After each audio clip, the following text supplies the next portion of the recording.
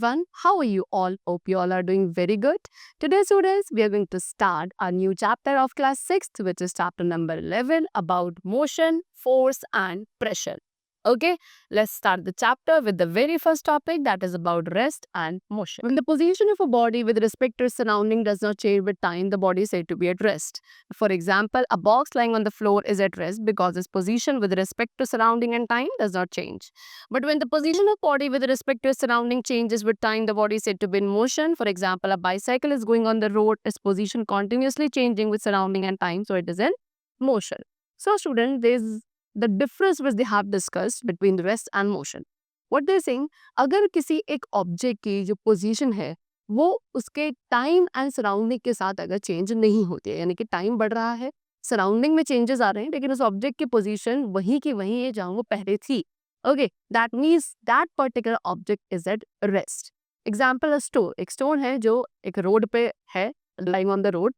Okay, so उसकी position जो है वो time में surrounding according नहीं change हो रही है. That means that stone is in rest. But if the position of an object changes, okay, time के साथ अगर object की position change हो रही है, that means that particular object is in motion. That particular object is moving. Okay. Example, अब bicycle, एक bicycle है, आप बाईसाइकिल को राइड करते हो, तो राइड करते वक्त क्या हो रहा है, बाईसाइकिल की पोजीशन चेंज हो रही है टाइम के साथ. ओके, उसके सराउंडिंग के साथ, उसके टाइम के साथ उसकी भी पोजीशन, बाईसाइकिल की पोजीशन भी चेंज हो रही है. That means that bicycle is in ना काइंड्स ऑफ मोशन. अब कितने टाइप्स ऑफ मोशन होते हैं, so there are different kinds of motion.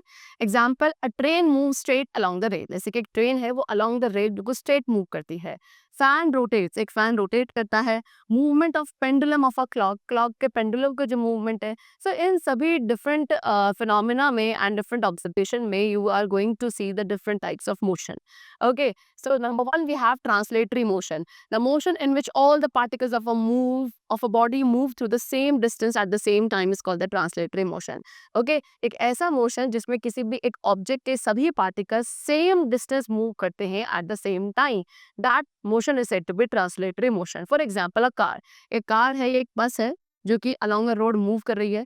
ये एक बॉल रोलिंग डाउन अ ग्राउंड, एक ग्राउंड पे बॉल आगे की तरफ रोल कर रही है. Firing of a bullet from a gun, motion of a rocket, etc. These all are the examples of translatory motion. Then next what they have, there are two types of translatory motion. अब translatory motion को भी हम दो further types में divide करते हैं. That is number one rectilinear motion, जिसको आप linear motion भी कहेंगे. Another is curvilinear motion, that is curved motion. Okay, rectilinear motion क्या है? When a body moves along a straight line, जब एक body एक straight line में move करती है without changing its direction, तो उसे बोला जाता है what? Then the object is in rectilinear motion. For example, a moving car, एक कार है जो कि straight road पे move कर रही है. एक falling stone, आप stone को इस तरीके से नीचे क्या करोगे, drop करोगे, so वो बिल्कुल straight line में move करके नीचे fall होगा, right? A train moving on a straight rail track, एक train है जो बिल्कुल straight rail track पे move कर रही है. तो ये सभी क्या है, यहाँ पे सारे ऑब्जेक्ट एक स्ट्रेट लाइन मोशन में है. That means they are in rectilinear. Then next we have curvilinear motion. So when a body moves along a curve line, the motion describe by the body is called curvilinear motion. अब एक body जब एक curved line पे, okay, like this, इस तरीके से curved line पे जब एक बॉडी मूव करती है, उसे बोला जाता है curvilinear motion. Example, a cycle moving along a curved road. You can see in this picture, यहाँ पे एक साइकिल है जो कि कर्व्ड रोड पे क्या कर रही है, मूव कर रही है. अ बॉल और stone thrown upward at an angle, एक बॉल या एक स्टोन है जिसको आप ऊपर की तरफ एक एंगल पे फेंकेंगे, तो वो क्या होगा, कर्व्ड मोशन में ही मूव करेगा. The next what we have is circular and rotatory motion. Now the motion of a body along a circular path. अब अगर एक बॉडी सर्कुलर पाथ पे मूव करती है, स्फेरिकल पाथ पे मूव करती है, तो आप उसे सर्कुलर मोशन में कहेंगे. जैसे कि a person is cycling along the circular path, एक पर्सन है क्योंकि साइक्लिंग कर रहा है लेकिन एक सर्कुलर पाथ पे. ठीक है, revolution of the earth, earth का जो रिवोल्यूशन है around the sun, that is also a example of circular motion only. A motion in which a body moves about fixed axis without changing its position is called the rotatory motion.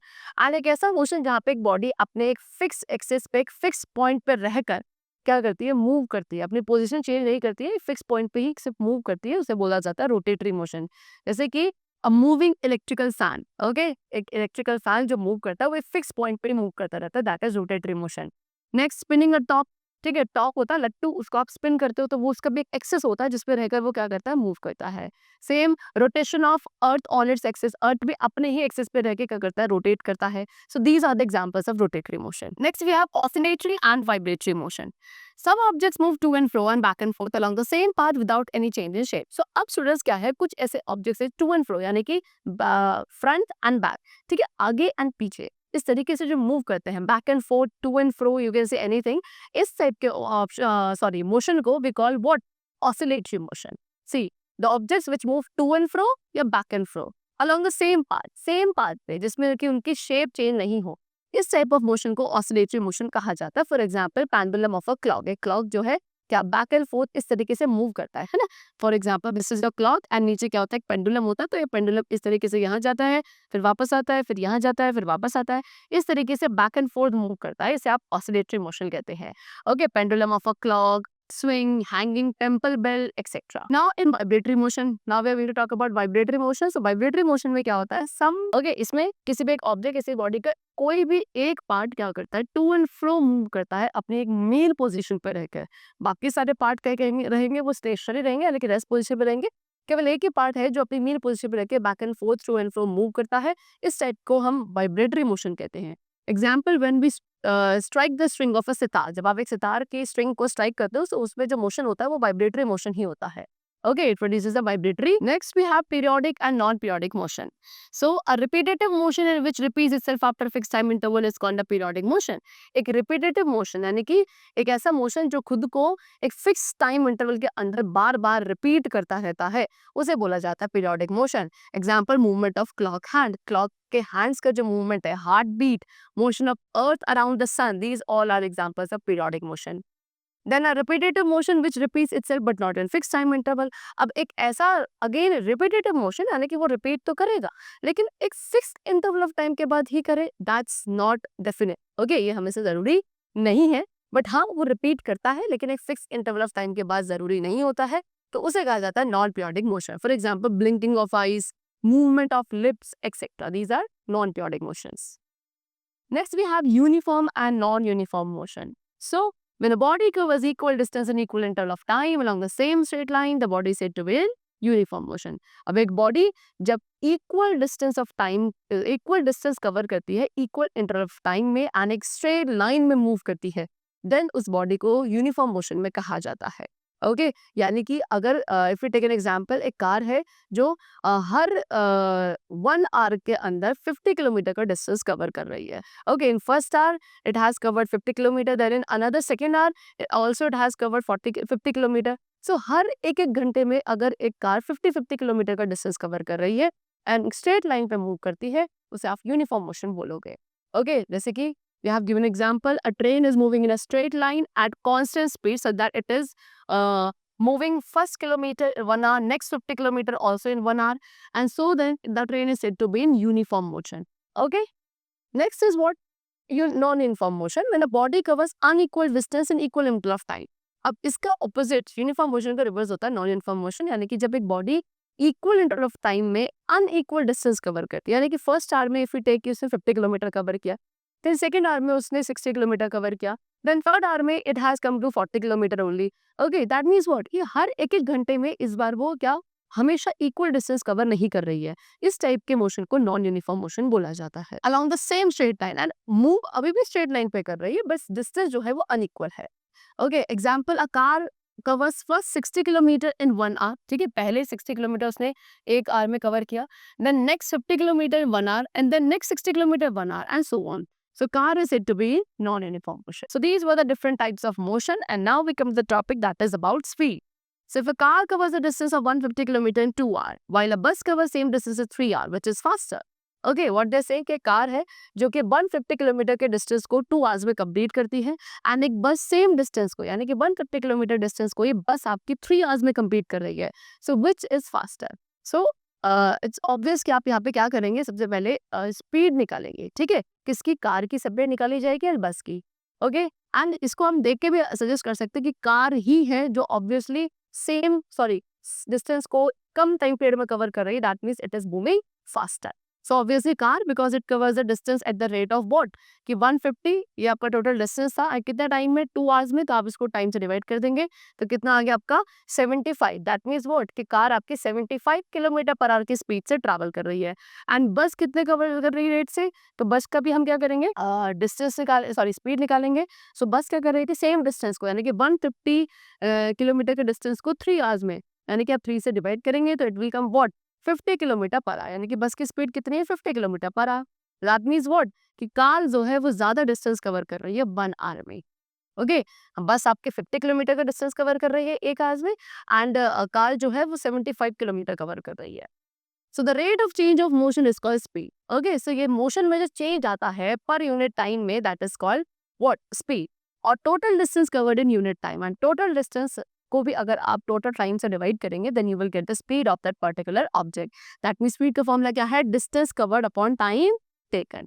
And the standard unit of speed, यानी कि speed की जो ऐसा unit होती है, that is what, either kilometre per hour और metre per second. Now we have the topic uniform speed और constant speed. अब हम बात करेंगे यूनिफॉर्म स्पीड और कांस्टेंट स्पीड की। So when a body covers an equal distance, as I told you, जब एक बॉडी इक्वल डिस्टेंस कवर करेगी in equal interval of time, तो बॉडी को क्या कहा जाएगा, यूनिफॉर्म स्पीड में कहा जाएगा, right. So in above example, अब यहाँ पे एग्जांपल आपको गिवन है। इस एग्जांपल में क्या है कि a car starts at 6 am, car ने ट्रैवल करना शुरू किया है 6 am पे मॉर्निंग में, and covers 40 kilometre distance in 30 minute, and उसने 40 किलोमीटर का डिस्टेंस कवर कर लिया 30 मिनट्स, यानी कि 6:30 am पर वो 40 किलोमीटर का डिस्टेंस कवर कर चुकी है। Then next 40 kilometre distance also in 30 minutes, उसके बाद नेक्स्ट 40 भी उसने कितने में करा है, 30 मिनट्स में, यानी कि 7 am तक। Okay, and next 40 kilometre in 30 minutes, and उसके बाद और नेक्स्ट 40 भी उससे 30 मिनट्स में करा है, यानी कि 7:30 तक। Then what they are saying कि अब आपसे बोला जाए कि उसकी यूनिफॉर्म स्पीड निकाली जाए। So how you will find it, so uniform speed का भी फॉर्मूला सेम वही है, total distance upon total time taken. तो उसे हमें कितना कितना, हमेशा 40 + 40 + 40, अराउंड हाउ मेनी, 120 किलोमीटर का डिस्टेंस कवर किया है in how much hour, that is 1.5 hours, है ना, 1.5 आवर्स। सो आप इस तरीके से यहाँ पे निकाल सकते हो speed of that particular. Next is what, non uniform speed. Now when a body covers unequal distance, अब जब एक बॉडी अनइक्वल डिस्टेंस कवर करती है इक्वल इंटरवल ऑफ टाइम में, तो बॉडी को नॉन यूनिफॉर्म स्पीड में कहा जाता है। Okay, and non uniform speed में हमें एवरेज स्पीड निकालनी होती है, that is total distance covered upon total time taken. See let's take an example to understand it more bitterly. A car covers 50 kilometre distance in first hour. एक car है जो 50 kilometre का distance cover कर रही है first hour में। Okay, then 70 kilometre distance in next 1 hour. फिर उसके बाद अगले 1 घंटे के अंदर 70 किलोमीटर का डिस्टेंस कवर किया है। Find the average speed of the car, car की एवरेज स्पीड निकालनी है। So as I told you, the formula for average speed is what, total distance covered upon total time taken. तो distance कितना cover किया है, 50 in first hour, 70 in second hour, that means total distance is 120 kilometre. And time कितना लिया है, first hour 1 hour + 1, that means 2 घंटे में, okay, 2 hour. So that will be what, 120 divided by 2. And when we will divide it, so it will come what, average speed is 60 kilometer per hour. Okay, see they have shown you 120 by 2, that is average speed 60 kilometer per hour. यानी कि on an average वो 1 our में 60 kilometre को cover कर रही है। Next is boy, what, a boy go certain distance. अब एक बॉय है जो सर्टेन डिस्टेंस कवर कर रहा है, कितनी स्पीड पे, 10 किलोमीटर पर आवर की स्पीड पे बाईसाइकिल से, एंड उसके बाद सेम पॉइंट पे वापस आया है 12 किलोमीटर पर आवर की स्पीड से। सो आपको एवरेज स्पीड निकालनी है उस बॉय की।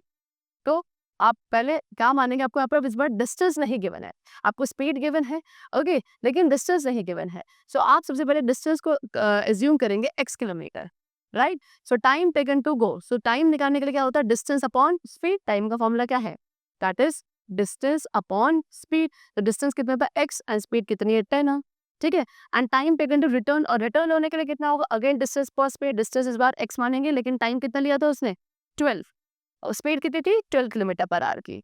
देन टोटल टाइम किसके इक्वल होगा, टोटल टाइम निकालने के लिए आपको इन दोनों को प्लस करना है, x/10 + x + 12, एंड प्लस करके it will come what, 11x upon, then total distance किसके इक्वल है, 2 × किलोमीटर, एंड एवरेज स्पीड का फॉर्मूला क्या हो गया, 2x, that is what, total distance, and time कितना है, 11x upon 60, and when you will cut it, the answer will be 10.9 kilometre per hour. Okay, चलो, so this was all about force, and now next we come to what, the topic, sorry, that was all about motion, the different types of motion, how to calculate it, and many more things we have covered. And now next we come to the topic that is about force. So pull and push, किसी भी एक object को pull या push करना is called force. In every action of work like throwing a ball, pulling cycle, pushing a box, we need force. आप everyday basis पे जितनी भी एक्टिविटीज करते हो उन सभी में आप कहीं ना कहीं एक तरीके के फोर्स को अप्लाई करते हो. एग्जाम्पल दे हैव शोन, आप एक बॉल को थ्रो कर रहे हो, साइकिल पुल कर रहे हो, बॉक्स को पुश किया जा रहा है. Everywhere you need force. So in other words हम क्या कह सकते हैं कि a force is a push और pull exerted on an object that tends to start motion, to stop motion और change direction of motion. Its unit is newton. So force क्या है? फोर्स एक ऐसा पुश या पुल है जो किसी एक ऑब्जेक्ट पर एक्सर्ट किया जाता है सो दैट उस ऑब्जेक्ट के मोशन को स्टार्ट किया जा सके, या उसके मोशन को स्टॉप किया जा सके, या उसके मोशन की डायरेक्शन को चेंज किया जा सके. That is known as force. And force की जो यूनिट होती है that is newton. Okay, represented by capital N. Now effects of force. Force के क्या क्या इफेक्ट्स हैं? सो नंबर वन, फोर्स क्या कर सकता है? It can change the state of object. एक ऑब्जेक्ट के स्टेट को चेंज कर सकता है. फॉर एग्जांपल, अगर एक बॉडी रेस्ट पे है तो फोर्स से आप उस ऑब्जेक्ट को मोशन में ला सकते हो, या ऑलरेडी मूविंग ऑब्जेक्ट को स्टॉप भी कर सकते हो, रेस्ट पे ला सकते हो by applying force. Then force can change the direction of a moving object. Force के थ्रू एक मूविंग ऑब्जेक्ट की डायरेक्शन भी चेंज करी जा सकती है. Okay, it can change the speed of a moving object. Force के थ्रू आप एक मूविंग ऑब्जेक्ट की स्पीड को चेंज कर सकते हो, एंड साथ ही उसकी शेप को भी चेंज किया जा सकता है. Now there are many types of forces. अब डिफरेंट टाइप्स के फोर्सेस भी होते हैं. Number one, muscular force. So when we exert force by our arms और by the muscles of the body on any object. जब हम क्या अपनी बॉडी के आर्म से या बॉडी की मसल्स के थ्रू किसी भी एक ऑब्जेक्ट पर क्या करते हैं? एक्सर्ट करते हैं फोर्स को. Such kind of force is called muscular force. Okay, then second we have magnetic force. The magnet क्या करता है? मैग्नेट भी एक फोर्स एक्सर्ट करता है. मैग्नेट कैसा फोर्स एक्सर्ट करता है कि वो जितने भी मेटल्स है लाइक आयरन, कोबाल्ट, निकल, इन सभी को अट्रैक्ट कर सकता है. And the force which is exerted by magnet is called magnetic force. Okay, then next we have frictional force. Frictional force is what? When a solid object slide over each other or roll over a surface. जब एक solid object किसी दूसरे surface पे slide करता है या roll करता है तो वहां पे जो force exert होता है वो opposite direction में होता है, उस object के motion की opposite direction में होता है, and then we call it frictional force. Next we have gravitational force. Earth attracts everything. इसे ग्रेविटेशनल फोर्स अर्थ के थ्रू एक्सर्ट किया जाता है, यानी कि अर्थ एक ऐसा फोर्स एक्सर्ट करता है जिसके थ्रू वो हर एक ऑब्जेक्ट को अपनी तरफ पुल करता है. And this pulling force which is exerted by earth is only known as gravitational force. Okay, so the earth attracts everything towards its center and the pull exerted by the earth, and ये जो pull लगाया जाता है earth के through by on the object उसे कहा जाता है gravitational force. When we throw an object vertically upwards, जैसे कि आप एक ऑब्जेक्ट को वर्टिकली अपवर्ड्स ऐसे ऊपर की तरफ आप थ्रो करते हो तो एक फोर्स ऑफ ग्रेविटी है अर्थ का जो कि स्टार्ट करता है एक्टिंग ऑन इट, यानी कि उस ऑब्जेक्ट के ऊपर स्टार्ट करेगा वो एक्ट होना, जिसकी वजह से वो ऑब्जेक्ट जितना ऊपर जाएगा उसकी स्पीड स्लो डाउन हो जाएगी एंड ऊपर जाके इवेंचुअली वो स्टॉप हो जाएगा and finally it will come back on the ground only because of gravitational force. Only due to gravitational force we feel our weight. Gravitational force की वजह से हम अपना weight भी feel कर पाते हैं because weight is actually the force of gravity acting on the body towards the center of the earth. Because weight क्या है? Weight actually वो force of gravity है जो कि एक body पे act करती है towards the center of earth. Now advantages of friction. अब friction के क्या क्या advantages हैं? So without friction we cannot walk. Without friction हम ना तो वॉक कर सकते हैं ना ही हम बैठ सकते हैं. ओके, बिकॉज विदाउट फ्रिक्शन हम क्या कर जाएंगे? We will slip. Then without friction आप क्या नहीं कर सकते? किसी भी जगह पर ऑन पेपर और anywhere you can not write anything. Then without friction belt could not drive machine. Belt के थ्रू मशीन भी ड्राइव नहीं होगी without friction. Without friction brakes of the vehicle would not work. एक vehicle के brakes भी work नहीं करता है without any friction. So these are the advantages of friction. Now they have given you some disadvantages also of friction. Number one, energy is wasted in overcoming friction. इस friction को overcome करने के लिए काफ़ी ज़्यादा energy waste होती है. उसके बाद machine parts wear out by rubbing each other due to friction. जो machine के parts होते हैं वो एक दूसरे के against friction के थ्रू जब rub करते हैं तो उससे भी उनके parts धीरे धीरे खराब होने लगते हैं. Okay, now methods of reducing friction. अब फ्रिक्शन को रिड्यूस करने के लिए क्या क्या मेथड्स हैं? Number one, by making the surface smooth. आप उस सरफेस को क्या कर दीजिए? स्मूथ कर दीजिए. बिकॉज जितना ज़्यादा स्मूदर सरफेस होगा उतना फ्रिक्शन फोर्स कम होता है और जितना ज़्यादा रफर सरफेस होता है उतना ज़्यादा फ्रिक्शन फोर्स ज़्यादा होता है. उसके अलावा बाय पॉलिशिंग द सरफेस को पॉलिश करके भी फ्रिक्शन फोर्स कम किया जा सकता है. एंड जो मूविंग पार्ट्स है उनको ऑयलिंग एंड ग्रीजिंग करके भी क्या किया जा सकता है? The friction force can be. The next topic which we have is about pressure. Pressure is the force acted upon a unit area of the surface. Pressure क्या है? एक पर यूनिट एरिया पे कितना फोर्स एक्सर्ट करता है, that is known as pressure. Pressure का formula है force upon area, and जो यूनिट है प्रेशर की that is newton per metre square, because force की ऐसा यूनिट होती है न्यूटन, एरिया की होती है मीटर स्क्वायर। सो इसको जब हम डिवाइड करेंगे it will become what, Newton per metre square. सो ये ऐसा यूनिट है किसकी, प्रेशर की। ओके, किसी यूनिट को पास्कल भी कहा जाता है, which is represent by PA। Now when area is large pressure will be less. अब जब एरिया ज्यादा होता है तो वहां पे अप्लाइड प्रेशर कम होता है, एंड जब एरिया स्मॉल होता है तो प्रेशर ज्यादा होता है सेम फोर्स के लिए। For example when we cut anything with sharp edge of a knife, जब आप किसी भी चीज को कट करते हो नाइफ की शार्प एज के थ्रू, सो वो इजिली कट हो जाती है as compare to blunt edge, because sharp edge में लेस सरफेस एरिया होता है तो वहां पे प्रेशर ज्यादा अप्लाई हो पाता है as compare to blunt edge. Okay, और एग्जाम्पल आपको गिवन है, अ नेल विद पॉइंटेड है, एक नेल है जिसका एंड पॉइंटेड है, it will piers the wood with more easily. ठीक है, उस नेल के थ्रू अगर आप एक वुड पीस को पियर्स करना चाहेंगे तो आप उसे इजीली कर सकते हैं। वो बिकॉज क्यों, क्योंकि वहां पे जो फोर्स अप्लाई होगा on the nail, it is acting on a smaller area. वो एक्चुअल में उस एरिया के अकॉर्डिंग एक स्मॉल एरिया पे काम करेगा of the pointed tip of the nail, so pressure is more than on the, because nail का जो पॉइंटेड एंड है वहां पे सरफेस एरिया कम है तो वहां पे प्रेशर ज्यादा अप्लाई होगा, और इसीलिए उसमें जो पियर्सिंग है उस वुडन बोर्ड में बहुत इजीली हो जाएगी। Now next we have pressure in fluids. Fluid pressure is exerted in all direction. Fluid का जो प्रेशर है वो सभी डायरेक्शन में अप्लाई होता है, एंड प्रेशर जो है वो डायरेक्टली प्रोपोर्शनल होता है to the depth of the fluid. जितनी ज्यादा डेप्थ होगी फ्लूइड की उतना ज्यादा वहां पे प्रेशर अप्लाई होगा। As shown in adjoining figure, यहाँ पे आपको दिखा रखा है इस फिगर में भी कि pressure of water is more from the low hole. ठीक है, जो नीचे वाला होल है वहां पे जो प्रेशर है वो ज्यादा है as compare to upper hole, ऊपर वाले होल के कंपेरिजन में। ओके, एंड उसके अलावा we have an instrument also जिसको मैनोमीटर कहा जाता है। It is use to measure the pressure of the fluids. Fluids के प्रेशर को मेजर करने के लिए हमारे पास एक डिवाइस होती है that is known as manometer, and through this you can measure the pressure of any. Next we have atmospheric pressure. Now the pressure exerted by the air at any point on the earth is called atmospheric pressure at that point. Okay, अब हमारे अर्थ पे किसी भी एक particular point पे air के through जो pressure exert किया जाता है उसे एटमॉस्फेरिक प्रेशर कहते हैं। एटमॉस्फेरिक प्रेशर को हम बैरोमीटर के थ्रू मेजर करते हैं। ओके, एंड बैरोमीटर से वेदर फोरकास्टिंग भी करी जाती है। Okay, as we go up in the atmosphere the pressure goes on decreasing. जितना ज्यादा आप एटमॉस्फेयर में ऊपर की तरफ जाएंगे प्रेशर डिक्रीज होता जाता है। Some people suffer from bleeding from nose also. आपने देखा होगा कुछ लोग जब हायर ऑल्टीट्यूड्स पे यानी कि काफी ऊंचाई पे जाते हैं तो उनके नोज से ब्लीडिंग होना शुरू हो जाती है, बिकॉज एक्सटर्नल। ऐसा क्यों होता है, बिकॉज वहां पे जो एक्सटर्नल यानी कि बाहर का एटमॉस्फेरिक प्रेशर जो है वो कम हो जाता है, एंड बॉडी का या अंदर जो ब्लड का इंटरनल प्रेशर है वो ज्यादा होता है as compare to atmospheric pressure. Okay, same reason occurs in case of fountain pen, and यही रीजन होता है फाउंटेन पेन के केस में भी। जो आपके इंक पेन होता है उसमें जो इंक बाहर आती है वो किसकी वजह से आती है, बिकॉज ऑफ व्हाट, कि जो बाहर का प्रेशर है वो कम होता है, एंड अंदर इंक के पेन के अंदर जो इंक का प्रेशर है वो ज्यादा होता है जिसकी वजह से इंक आपकी बाहर आती है। Okay, when we go in aeroplane, जब आप एरोप्लेन पे जाते हो तो एरोप्लेन में जैसे जैसे ऊपर जाते हो तो वहाँ प्रेशर कम हो जाता है एटमॉस्फेरिक प्रेशर, एंड इंक के अंदर प्रेशर ज्यादा होता है जिसकी वजह से इंक रिलीज हो जाती है। Okay, so the chapter is completed over here. I hope you all must have understood it very carefully.